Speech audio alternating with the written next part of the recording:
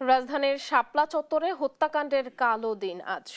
২০১৩ সালের ৫ মে শাপলা চত্বরে হেফাজত ইসলামের কর্মসূচিতে অভিযান চালায় আইনশৃঙ্খলা বাহিনী। সে সময় হত্যাকাণ্ডের বিচার নিশ্চিত করতে প্রধানমন্ত্রী তারেক রহমানের কাছে দাবি জানিয়েছে হেফাজতে ইসলাম। একই সঙ্গে শহীদদের স্মরণে আজ সারা দেশে দোয়া ও আলোচনা সভা করবে সংগঠনটি। হেফাজত নেতারা বলেন, ৫ মের গণহত্যার দায়ে শেখ হাসিনা সহ ৫৪ জনের বিরুদ্ধে আন্তর্জাতিক অপরাধ ট্রাইব্যুনালে হেফাজতে ইসলামের পক্ষ থেকে করা মামলাটি বর্তমানে বিচারাধীন। দেশে ন্যায় বিচার প্রতিষ্ঠার স্বার্থে খুনিদের দৃষ্টান্তমূলক বিচার নিশ্চিত করতে তারা প্রধানমন্ত্রীর কাছে জোর দাবি জানান।